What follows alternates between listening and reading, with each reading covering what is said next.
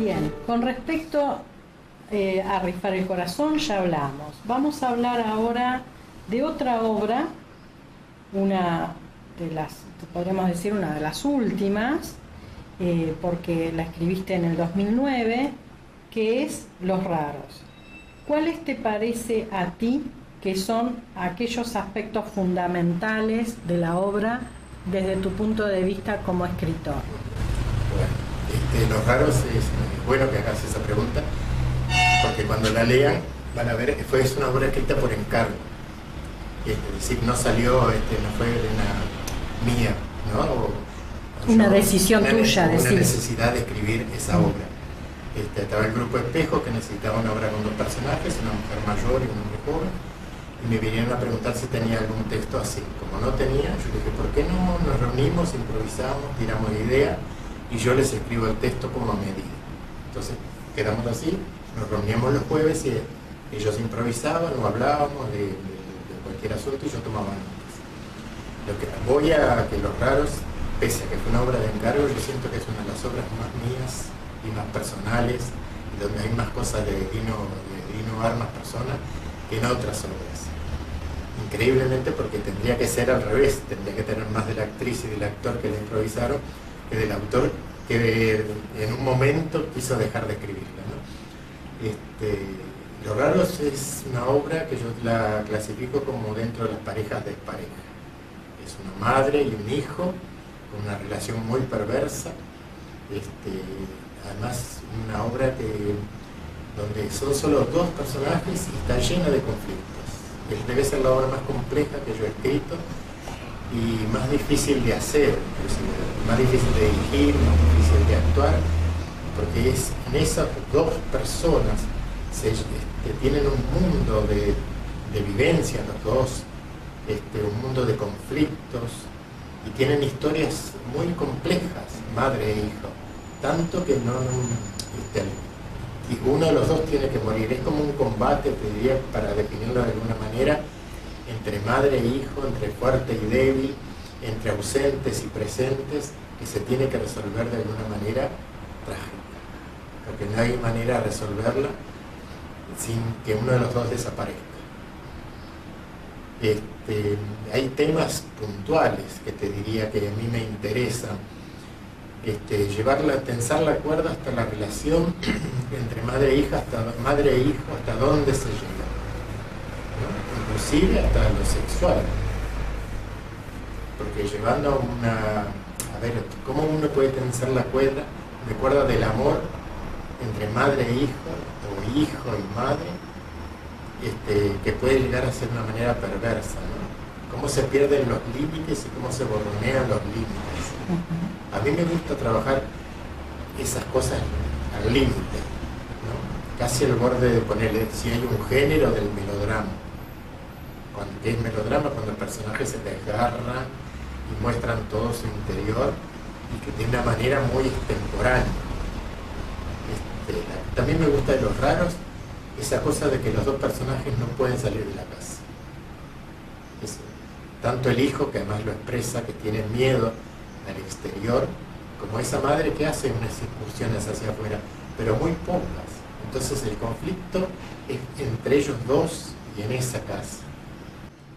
Y uno como lector y como espectador tiene la sensación de que no hay salida, porque pensando en los sueños, sí, cada uno busca una forma de evadirse de esa realidad insoportable en la que viven, sí, y sin embargo no hay salida, sí, o el tipo de salida que encuentra cada uno en el desenlace de la obra es distinto. Es distinto,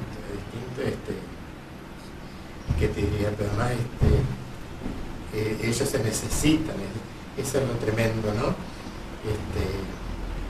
Porque además tienen una historia muy en común, padre ausentes, hermanos ausentes, entonces son ellos dos solos en ese mundo, ¿no? Que se necesitan.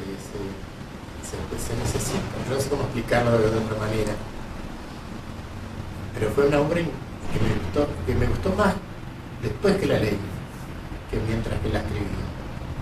Mientras la escribía no era consciente de ese mundo que ellos tenían, de esa locura inclusive que hay, ¿no? pero después que la terminé de leer, y más cuando la volví a leer años después, yo dije, wow, yo escribí esto, toda esta locura, todo este mambo de los dos personajes, ¿no? Hay un momento de gran tensión dramática cuando se enfrentan la madre y el hijo, cuando el hijo tiene el bisturí en la mano. Es una escena de mucha violencia que de algún modo a mí me recuerda el enfrentamiento entre Roma y Omar en Pagar el Pato. Es decir, es el mismo suspenso, la misma expectativa, la misma ansiedad que uno siente como lector y como espectador de decir cómo va a terminar, porque va increyendo esa tensión dramática. ¿Vos lo ves así? Sí. ¿Vos ves que hay una relación? Pero más con el plus agregado de que es un hijo que quiere matar a la madre, ¿no? Que son temas tabúes en la sociedad. ¿Hasta dónde va a llegar ese hijo, no? ¿Hasta dónde va a llegar la madre? Pero además también es técnica también, ¿no? De cómo llevar, cómo manejar una escena, qué tiempo tiene que tener una escena para provocar ese suspenso o ese interés en el espectador. Pero esos oficios, ¿no? Que se aprenden.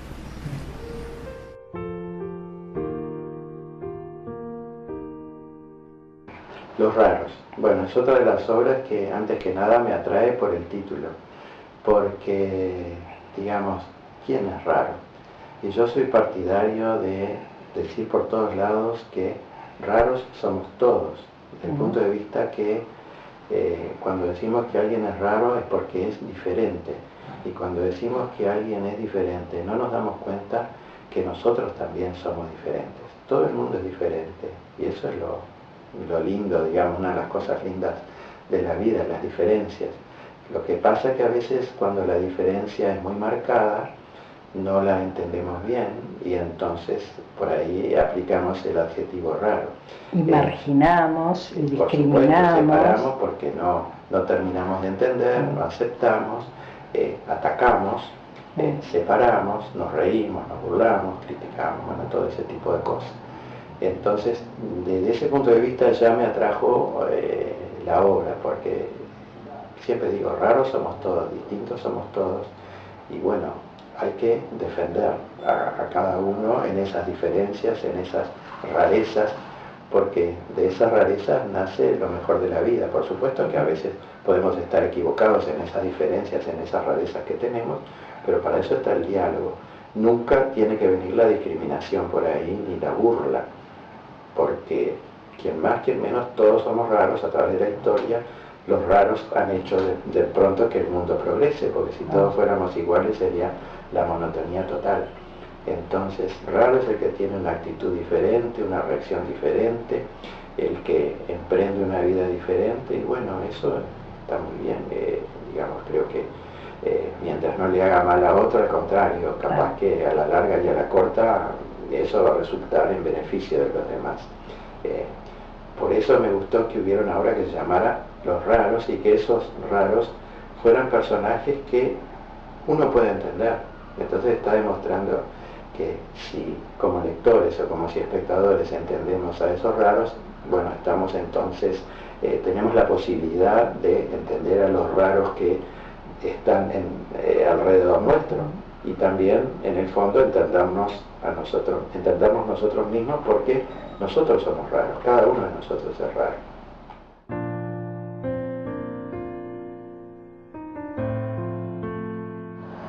Los raros. Bueno, para mí esta obra, si bien yo no he conocido todas las obras de Dino, pero he conocido varias, y las he hecho como actriz y como directora, las he transitado profundamente, en algunos casos varias versiones. Para mí esta obra es la obra más oscura, Los Raros. Ya su título lo indica, es la obra más rara, la obra más oscura de Dino Armas, donde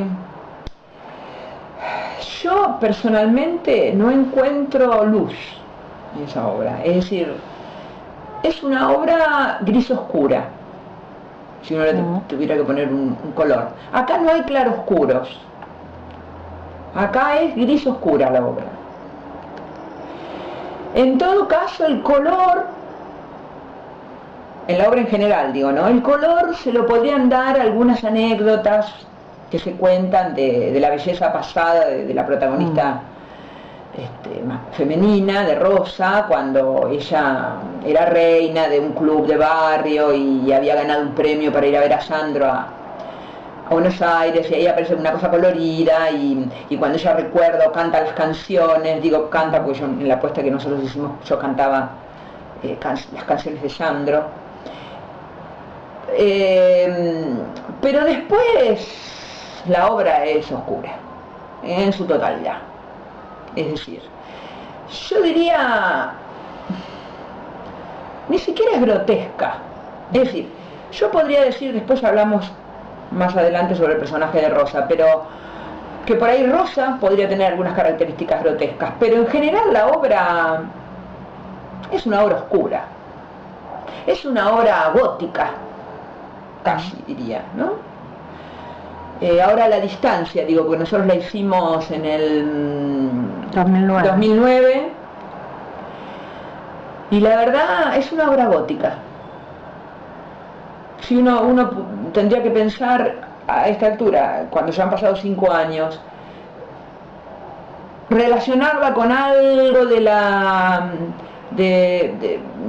diríamos del cine, podríamos pensar en el cine universal y yo pensaría en el cine gótico, ¿no? De Murnau, porque estamos hablando de una obra donde suceden vínculos que son claramente parecidos a lo que es Drácula. Hay extracción de sangre, extracción de almas. Es gótica la obra.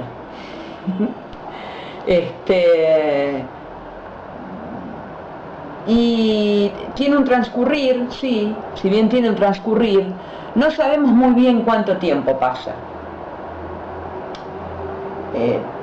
Diferente a otras obras, como por ejemplo Rifar el corazón, donde uno sabe que son 24 horas que transcurren y que la obra es una síntesis de casi el tiempo real, del desayuno, de la merienda, del desayuno, del almuerzo, merienda y cena.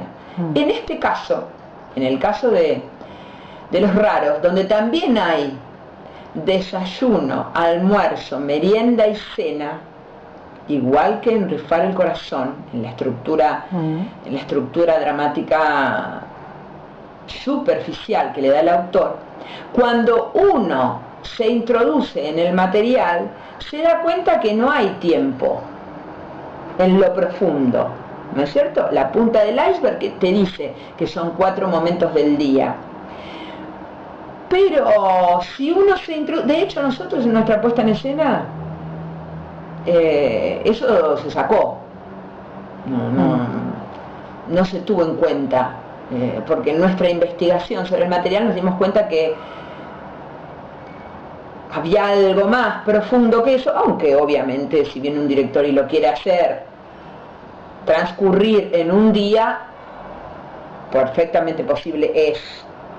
Digo que para nosotros no sabemos, nosotros no sabíamos en cuánto tiempo transcurrió esa obra. De hecho, Rosa se transportaba al tiempo pasado. Ella no, cuando contaba las cosas sucedidas en el pasado, ella se transportaba en lo que era la actuación, ¿no es cierto? O sea, y en realidad hay una transformación de los personajes en nuestra puesta en escena muy grande para pensar que se trata de un solo día. Es decir, hay una transformación que está mirada en un lugar más metafísico. Es una mirada, insisto, el que lea la obra o decida ponerla en la escena o la vea, eso es lo que tienen también las obras en general y en Dino en particular, que uno puede moverlas del lugar, hacer una especie de rayuela de Cortázar. Para nosotros Los Raros fue una especie de rayuela de Cortázar, un tratamiento, como si fuera rayuela, que uno lo puede mirar empezar por un lado, seguir por otro, y después hacerla de otra manera la lectura, hasta que al final decidimos hacer un transcurso, pero la realidad es que si la diéramos vuelta o cambiáramos de lugar las escenas, y prácticamente sería lo mismo. Y ustedes, el lector o el público, en el caso de la puesta en escena del público, la termina de ordenar dentro de su propio mundo, de acuerdo a lo que a esa persona, a ese espectador le esté diciendo la obra, por supuesto, porque son muchos los temas que hay allí incluidos. Por ejemplo, el vínculo, por supuesto la familia, y de la familia en general el vínculo madre e hijo varón, que no es lo mismo madre e hija, madre e hijo. Una belleza perdida, la belleza perdida, el paraíso perdido de la belleza para una mujer. De hecho, uno podría pensar hoy todo el mundo se hace cirugías estéticas. Si Rosa hubiese vivido hoy, hubiese tenido dinero, se hubiese hecho 800.000 cirugías en todo su cuerpo. Digamos, hay una pérdida de la belleza ahí. Digamos, son los temas que nosotros tomamos como fundamentales, como siempre decimos. Cada uno, el que la lee o el que la hace, toma los puntos que le parecen también, porque es multifacético un material. Tiene multiplicidad de sentidos. Bueno, en nuestro caso es eso, el vínculo con el hijo, la familia, la destrucción de la familia, la belleza perdida, la absorción absoluta de una madre para con un hijo. Bueno, esto está incluido dentro del tipo de vínculo que se genera en este caso. La decadencia absoluta de un hijo absorbido por una madre de esta manera, decadencia absoluta, la oscuridad en la cual entra hasta llegar al suicidio, la problemática social, diferentes, cuando se unen dos personas en un matrimonio en este caso, con dos características totalmente distintas por los estamentos sociales a los cuales pertenecían, ¿no es cierto?, con características muy distintas, formas de vida muy distintas, y se unen, y eso enrarece también el mundo, en este caso, ¿no? Eso también nosotros lo tuvimos en cuenta. Tuvimos en cuenta la soledad de estas personas, lo endógena de la vida endógena, una vida endógena de estas personas, que por ahí tenían una apariencia, como debe haber tantos en este mundo, una apariencia de cierta normalidad, por lo menos para Rosa, en su cerro, que ellos vivían en el cerro de Montevideo. Acá en Buenos Aires nosotros la habíamos ubicado, creo que en Flores o en Floresta, ¿no?, en un lugar más o menos de clase media, un poco baja, pero que si ella va a hacer los mandados es solamente rara. Y si Bobby, Roberto, el hijo, va a hacer los mandados, es qué chico raro Bobby, pero no pasa de ahí, cuando en realidad dentro de la casa eso es de una falencia de normalidad absoluta, es absolutamente gótico, absolutamente nefasto. Pero eso no se ve desde afuera tanto. Eso también lo tratamos de construir en nuestra puesta en escena, ese tema.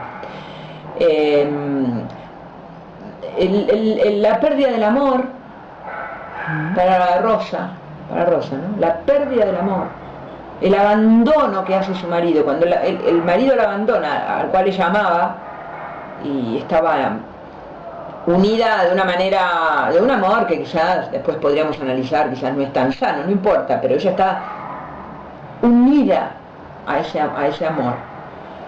Y también la ilusión, la fantasía, puesta en Sandro, en lo que es el personaje de Sandro, ¿no? La ilusión en la cual un ser humano puede llegar a vivir, y a partir de lo cual se puede desbarrancar absolutamente su vida, destruir absolutamente su vida.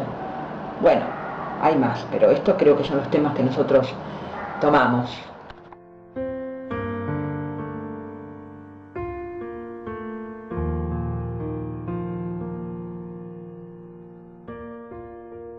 Bueno, los raros tienen una particularidad en este sentido, en que Dino me manda la obra para que yo la dirija. Yo dije no, él me iba mandando, mientras él la iba escribiendo, me iba mandando los tramos de texto que iba escribiendo. Entonces digo, no, este personaje lo tengo que hacer yo. Así que finalmente lo hice yo dentro del grupo de pertenencia que tengo, pero lo dirigió uno de los integrantes del grupo, que era su ópera prima, y yo hice el personaje de Rosa. Lo primero que a mí me gustó de ella, de este personaje, es esta conexión que ella tiene con ese paraíso perdido de su pasado, ¿no? Y cómo ella, de hecho nosotros lo fuimos construyendo de esta manera, cómo ella, a pesar de tener 50 años, más o menos, ¿no?, cuando transcurre la obra, ella se viste, se acomoda patéticamente como si fuera una mujer de 30 años, o de 20 y pico, cuando ganó un premio el premio mayor en un club del Cerro de Montevideo, como la reina. Y ahí es donde su marido la conoce, que era de otra clase social, muy diferente. Él era de una clase social muy alta y ella de una clase social media-baja. Y bueno, y ahí se enamoran ellos. Entonces ella queda como tomada por ese pasado y alimentada por ese pasado. Ella es como si viviera en el hoy, pero no es hoy. El hoy es ir al mercado a comprar la comida o la verdurita que necesita para el día, o no muy lejos tampoco de la casa, en nuestra construcción, por supuesto, ¿no? No muy lejos, porque ella tiene que ir a vivir. Y la vida de ella es hace 30 años atrás, quedó allá. Su marido, sus recuerdos, como ella los recuerda. Sandro, eso es fundamental. Sandro como el hombre ideal, que ella mezcla con su propio marido de alguna manera. De hecho, ella, el día que ella concibe a su hijo, a Bobby, que es el que vive con ella le dice Bobby como si fuera un perro, porque él es embalsamador de animales, después hablamos de él. Entonces, con Roberto, ella concibe a Roberto, a Bobby, esa noche que hace el amor con su marido y usando la toalla llena de sudor, que en otro tiempo, hace como 30 años atrás, en aquel famoso recital de Sandro, dedicado a ella como reina de este club del Cerro de Montevideo, Sandro se lo tira y ella se lo trae y lo conserva durante toda la vida. Bueno, esa noche que ella dice que esa noche quedó embarazada. De hecho es posible, porque si no hubiesen dado los tiempos biológicos. Seguramente que esa noche quedó embarazada, digamos. Está tan alienada esta mujer, tan alienada, pero este punto es real, porque así lo cuenta el ginecólogo, digamos, con sus cálculos. Ella concibe a Bobby la noche esa, que usando la toalla que hace 30 años Sandro le había regalado, hace el amor con su marido y concibe a su hijo, que le pone Roberto además, igual que Sandro, Roberto Sánchez. Bueno, eso a mí me apasionó, me pareció hasta tierno, me dio ternura eso de ella, esa locura de ella, esa locura extrema de esta mujer, que cuando va al supermercado no, al mercadito de la vuelta, porque no creo que se mueva más de 2 cuadras de su casa, parece relativamente normal. La gente diría, y es rara, qué rara Rosa, pero nada más. Pero es loca, lo que se dice vulgarmente loca, es una mujer loca, es una mujer descentrada totalmente, ¿no? Entonces, la construcción que nosotros hicimos, basada en esto, que les digo, es fundamental esto que les estoy diciendo, en cuanto a ella misma, además, en el transcurso de la obra, ella se va trabajando el pelo. Ella tiene un peine continuamente en la mano durante la obra, la puesta en escena nuestra. Y ella se va batiendo el pelo todo el tiempo para mantenerse, pinta, se echa perfume todo el tiempo para mantenerse divina. Pero resulta que es, imagínense, de un patetismo tremendo, porque está absolutamente descentrada esta mujer, alienada. Es para internarla, digamos. Es una persona que si ella tuviese familia, la familia lo hubiera internado para hacerle estudios, para ver que en ese nivel social estoy hablando también, ¿no? Porque es una alienación absoluta. Bueno, ahora, en la realidad, lo que se ve de afuera es que ella tiene como 50 años, que está horrible hoy por hoy, que no le queda nada de aquella belleza que tenía, ni aquella cordura que tenía, no le queda nada de eso. ¿Y qué hijo que engendró en esa noche de amor con su marido, que en ese momento era como Sandro, está más descentrado que ella? Y el chico, que tiene como 30 años durante la obra, Roberto, es embalsamador de animales. O sea, esa es la realidad de Rosa. Ahora, lo cual ella vive de una manera como si en esa casa viven uno por un lado y otro por otro. Viven como en un laberinto. Así fue nuestra puesta en escena. Se armó un laberinto, escaleras que bajan, que suben, gente que corre como ratas. Así se armó. Y bueno, Rosa también pudo haber sido una asesina, pero no lo sabemos. No lo sabemos. Hay monólogos que hablan de un sueño, de situaciones. No sabemos muy bien si ella lo mató o no lo mató. De lo que se deduce del texto. Para mí, para nuestra construcción, ella lo mató al marido. El marido se fue, si bien ellos se amaban, era una pasión muy grande que tenían entre los dos, pero un buen día ella empezó a enloquecer, ¿cierto? Ella empezó a enloquecer.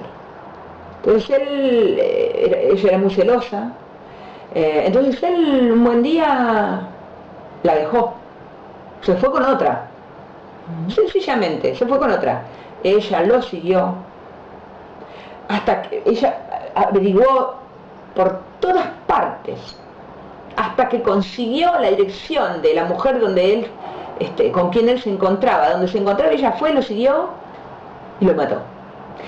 Esa es mi construcción para poder actuar mi personaje. Yo. Otra persona por ahí genera otras circunstancias. A mí, haber construido esta verdad en mi interior, hizo que yo pudiera generar esta locura sin hacerme la loca, digamos, ¿no es cierto? Generar una locura a la mirada del espectador, una locura que incluso nosotros trabajamos la voz, hicimos distorsiones, trabajamos con una voz muy distorsionada también. Eso a mí me permitió, pensar que yo lo maté, me permitió generar esto de una manera orgánica, generar este mundo de una manera orgánica. Si no, uno puede caer como actor en el enorme error y el fracaso como actuación de generar algo que se hace superficial, termina siendo epidérmico, no superficial, pero epidérmico. Para llegar a la víscera oscura, y al cerebro oscuro de esta mujer, oscurecido por la vida de esta mujer, a mí me resultó esa forma, ¿no es cierto? Y lo disfruté, porque además cantaba canciones de Sandro, le agregamos eso. Yo cantaba las canciones de Sandro. Cuando recordaba el momento en que ella fue al premio, que ella le dieron el premio, y el premio era sentarse en la primera fila y mirar a Sandro ahí, y que Sandro le cantaba las canciones. Yo cantaba las canciones en la obra, le agregué algunas muy famosas, Yo Penumbra, no me acuerdo ahora, Así creo que era la otra, y me apasionaba hacerlo, esos momentos me apasionaban, me encantaban, entraba en ese mundo, ¿no?, de belleza perdida e ilusión que ella tenía, y que cuando después venía a la casa se caía, no porque ella era consciente de que se caía y que entraba en ese ni siquiera un agujero negro, es el centro de la Tierra, ¿no? Entraba en ese centro de la Tierra oscuro, y aparecía la locura en ella. Aparecía la locura, una mujer loca, una mujer mala. Si no, ¿cómo hacíamos para construirla? Desde un lugar tierno, además, y comprendiéndola. Porque yo como actriz no la puedo criticar, la tengo que comprender. Si la critico no puedo hacer dentro del estilo de la obra, del estilo de esta obra. Si estamos haciendo Brecht, podríamos trabajarlo desde la crítica, obviamente, pero no estábamos haciendo Brecht, estábamos haciendo Dino Armas.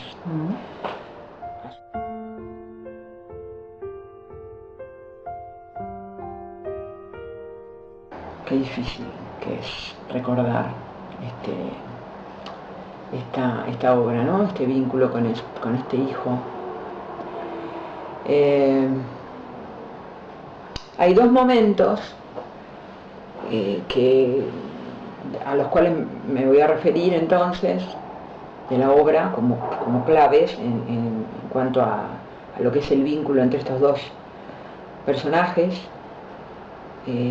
Ya habíamos hablado antes de cómo ella gesta a Roberto, y que ella después le pone Bobby, le dice Bobby porque en realidad Roberto es un embalsamador y trabaja como embalsamador, es un veterinario embalsamador, y él trabaja como embalsamador. Obviamente se ha ido generando un mundo de locura muy grande, y él ha entrado, Bobby, con total soltura en este mundo, también por necesidad, como pasa siempre, ¿no es cierto? Es decir, y por debilidad, porque si a la hora de si Roberto se hubiese desarrollado como un ser medianamente normal, desde el punto de vista psicológico, la hubiese llevado a tratar a la madre, él se hubiese ido, hubiese nada que ver con lo que vemos en la obra, no hubiese existido esta obra. Él también necesita enormemente de su madre, porque entiendo que básicamente la generación del vínculo está basado en una relación básicamente edípica, absolutamente edípica, de parte de los dos,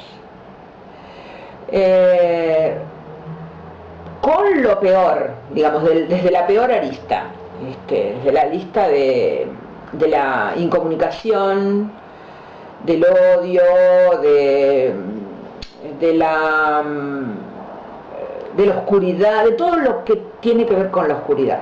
No estamos hablando porque podría ser un Edipo, como hemos conocido tantos casos, hemos visto tantas películas, qué sé yo, donde se resaltara el romance, digamos, entre la madre y el hijo. Pues aquí no, aquí se resalta lo peor, la escoria. Pero nosotros cuando la construíamos nos íbamos dando cuenta de ese vínculo indestructible, como si nunca se hubiese cortado el cordón umbilical, y que a través de ese cordón umbilical pasa todo lo peor, de un lado para el otro, de un lado para el otro, y así se va como pudriendo, se va ennegreciendo cada vez más. Esa es la imagen. No está cortado el cordón umbilical entre los dos. Entonces, hay un resto que le queda a Bobby, que ¿por qué él se dedica a embalsamar animales? También ¿por qué hace eso y no hace otra cosa? Pareciera, si uno lee toda la obra o transita desde el punto de vista artístico durante toda la obra, que pareciera que esa construcción, ese vínculo se ha dado de una manera tal que en el cual él se ha transformado en un veterinario, embalsamador de animales, para poder lograr un día, desde un lugar inconsciente, un poco consciente, un poco inconsciente, pero con toda esa negritud, con toda la parte negra del ser humano, que como decía un maestro mío, nada de lo que es humano nos es ajeno. Con lo cual, lo que tenemos que pensar es que todos tenemos la posibilidad de todo. Pasa que se desarrolla algo mucho más que otra cosa en cada uno. En el caso de Bobby se desarrolla todo lo negro, lo oscuro. Y él pareciera ir encontrando una solución, que sería matar a la madre, embalsamarla y dejarla ahí como un perro más.